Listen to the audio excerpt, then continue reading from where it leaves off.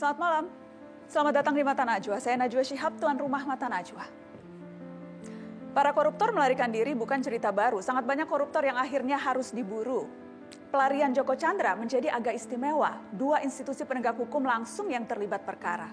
Kejaksaan dan kepolisian sama-sama tersangkut. Pejabat-pejabat mereka sudah ada yang diusut. Agak sulit membayangkan ada koruptor kelas kakap bisa melenggang tanpa kata belece dari orang kuat. Wajar jika menyeruak banyak sekali pertanyaan, setinggi apa para pejabat yang terlibat permainan?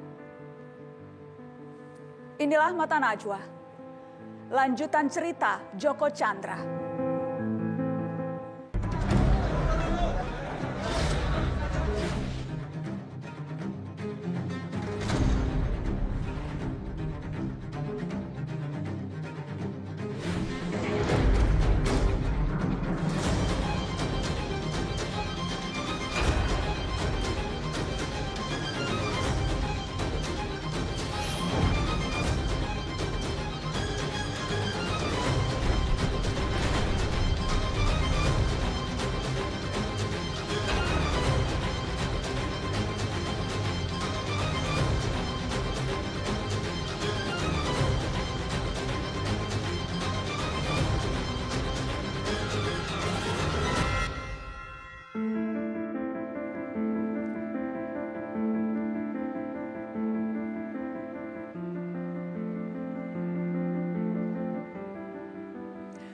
4 bulan sejak terbongkarnya skandal buron istimewa Joko Chandra, beragam kesaksian dibeberkan di persidangan. Sejumlah nama turut disebut dari jenderal hingga jaksa.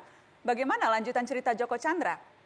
Saya undang di studio Mata Najwa ada kuasa hukum Joko Chandra, Susilo Aribowo. Selamat malam, Pak Susilo. Selamat malam. Assalamualaikum warahmatullahi wabarakatuh. Waalaikumsalam. Terima kasih sudah hadir di Mata Najwa. Saya juga mengundang kuasa hukum Napoleon Bonaparte, Santrawan Paparang. Selamat malam, Pak Santrawan. Assalamualaikum, salam. Waalaikumsalam warahmatullahi wabarakatuh. Ada juga kuasa hukum Tommy Sumardi, Dion Pongkor. Selamat malam, Mas Dion. Selamat malam. Dan saya mengundang teman saya, peneliti ICW Kurnia Ramadana. Selamat malam, Kurnia. Selamat malam, Mbak Nana. Dari sambungan jarak jauh ada Koordinator Masyarakat Anti Korupsi atau MAKI, Bonyamin Saiman. Selamat malam, Mas Bonyamin.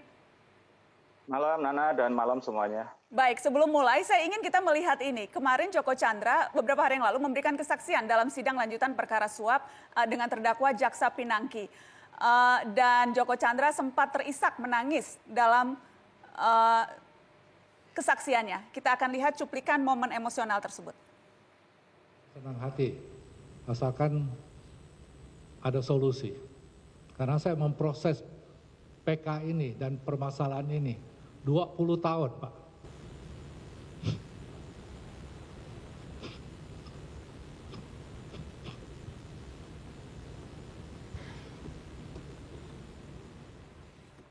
Saya ingin langsung ke Anda, Pak Susilo. Anda pengacara Joko Chandra. Jadi apa persisnya yang membuat Pak Joko Chandra menangis di persidangan Jaksa Pinangki? Begini, sebelum kita memasuki diskusi ini, saya kira kita mencermati apa yang disampaikan oleh mantan Presiden Amerika, Thomas Jefferson. Dia mengatakan bahwa when injustice become law, resistance become duty. Jadi artinya ketidakadilan datang, maka dia akan melawan. Ya, ini yang terjadi sebenarnya kepada Pak Joko Chandra.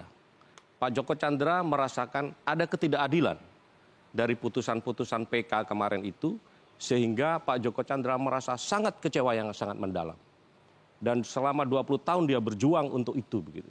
Dan pada akhirnya pun sekarang menjadi terpidana, bahkan juga menjadi terdakwa pada kasus-kasus yang lain. Jadi itu ungkapan kekecewaan, ungkapan merasa menjadi korban ketidakadilan selama ini itu terungkap dalam bentuk tangisan tadi? Iya, itu sudah di depan kami juga sering mengatakan hal itu. Ya, kadang-kadang Pak Joko teringat mengenai keluarganya. Selama 20 tahun sebenarnya tidak pantas bagi mereka untuk menerima perlakuan yang seperti ini. Kekecewaan tadi itu kekecewaan yang kemudian diarahkan ke siapa, Pak Susilo? Itu terutama kepada putusan PK kemarin. Ya. Ketika kasus Cesi Bank Bali waktu itu, Pak Joko Chandra kan diputus di PN Jakarta Selatan dengan putusan onslah. Kemudian jaksa mengajukan kasasi, tetap juga onslah. Tapi kemudian 8 tahun kemudian, dari putusan itu tahun 2001, 2009, 8 tahun lebih, tiba-tiba kejaksaan mengajukan PK. terhadap kasus Joko Chandra ini dan pada akhirnya jatuh putusan 2 tahun itu. Itulah yang sangat membuat Pak Joko sangat kecewa di situ. Oke, saya ingin masuk ke persidangan yang kita lihat berjalan hari-hari ini. Klien Anda Joko Chandra mengklaim tidak pernah mengeluarkan uang sepeser pun terkait pengurusan fatwa MA, penghapusan namanya dalam daftar red notice, surat jalan kepolisian. Yang saya ingin tanya, jadi uang 8,5 miliar lewat Tommy Suwardi dan kemudian $500.000 itu untuk keperluan apa? Kita mesti ingat bahwa kasus ini sedang persidangan ya. Jadi mungkin kita tidak bisa mengeluarkan seluruh bantahan-bantahan yang sifatnya nanti akan digunakan untuk Pak Joko Chandra sendiri maupun di dalam pembelaan. Tetapi dari kita baca di dalam dakwaan dan beberapa persidangan yang sudah berlangsung, itu terutama di Pengadilan Negeri Jakarta Pusat, itu ada pengeluaran-pengeluaran uang memang senilai kurang lebih kalau di kurs kurang lebih 10 miliar yang melalui Pak Tommy Suwardi. Oke, jadi berarti tidak benar ketika membantah tidak pernah mengeluarkan uang sepeser pun karena ya diakui 10 miliar dikeluarkan. Dikeluarkan, ya. Oke, saya ingin tahu setelah kasusnya kan berjalan puluhan tahun, setelah menjadi buron bertahun-tahun, sudah keluar uang berapa ya Pak Joko Chandra untuk mengurusi kasusnya ini? Yang ada dan disampaikan kepada saya itu hanya mengenai 10 miliar ke Pak Tommy, kemudian 500.000 itu kepada Andi Irfan melalui Heriadi. Jadi 10 miliar dan $500.000 Amerika? Iya. Yang kurang lebih 7,5 miliar, jadi 17,5 M. Untuk yang ya kursnya kalau dihitung 500 ya 7,5. Jadi miliar, 17,5 M sudah keluar. Oke, saya ingin ke Kurnia. Tangisan tadi karena kekecewaan merasa diperlakukan tidak adil, itu bagaimana Anda melihatnya? Ya, saya rasa itu hal yang lumrah terjadi ya. Hampir setiap pelaku kejahatan selalu menjual tangisan dan lain-lain, padahal di ujungnya biasanya terbukti gitu. Tapi kalau ICW sendiri melihat kasus Joko Chandra ini harus dibagi kepada 3 fase, Mbak Nana. Fase pertama yaitu fase pada tahun 2009 ketika peninjauan kembali. Yang harus dijelaskan hari ini adalah kenapa Pak Joko Chandra bisa melarikan diri atau seolah-olah mengetahui putusan yang keesokan harinya itu dijatuhkan 2 tahun dan dikenakan uang pengganti 546 miliar. Pertanyaan besarnya adalah apakah ada oknum di Mahkamah Agung yang membocorkan putusan kepada Joko Chandra sehingga Joko Chandra melarikan diri. Fase kedua adalah fase selama pelarian. Itu yang sangat menarik saya rasa, yang mana kasus ini memperlihatkan kepada publik betapa bobroknya penegak hukum kita. Saat ini saja sudah 2 orang perwira tinggi Polri, 1 orang jaksa dan 1 orang advokat terlibat.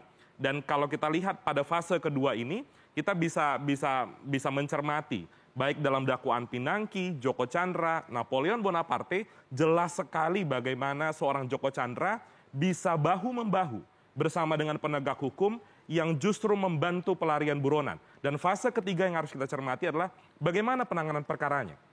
Yang sampai hari ini ICW masih melihat masih banyak celah atau masih banyak hal-hal yang belum terungkap secara terang benderang. Baik yang diungkap oleh Kejaksaan Agung ataupun kepolisian. Banyak nama-nama besar yang rasanya belum pernah dipanggil oleh penyidik untuk memberikan bagaimana kasus ini bisa terang benderang di tengah publik. Saya rasa itu, Mbak. Menarik kita bahas nama-nama besar, tapi nanti saya mau ke Mas Bonyamin dulu. Mas Bonyamin, Anda mengikuti persidangan demi persidangan yang berlangsung nih. Terdakwanya juga ada beragam selain Pak Joko Chandra, ada terdakwa, ada 2 jenderal polisi, kemudian juga Jaksa Pinangki. Saya ingin tahu pendapat Anda soal tangisan Pak Joko Chandra kemarin. Anda ikut sedih tidak Pak Bonyamin? Iya, masa saya ikut sedih gitu kan? Saya mancing ini. Kan? Ya, dalam konteks itu kan, ya meskipun saya memahami Pak Joko Chandra ini kan sebenarnya sudah hidup tenang di luar negeri. Mungkin kalau kira-kira tidak ada orang yang memprovokasi, yaitu oknum jaksa PSM itu datang menjanjikan bahwa nanti dia akan bisa masuk Indonesia dalam keadaan bebas, mungkin Pak Joko Chandra juga tidak akan tergoda untuk pulang ke Indonesia. Jadi rangkaian ini saya memahami sampai di posisi itu akhirnya tahu bahwa dia hanya ditipu gitu kan. Jadi korban begitu juga gitu. Jadi tangisannya tangisan korban penipuan, bukan korban ketidakadilan.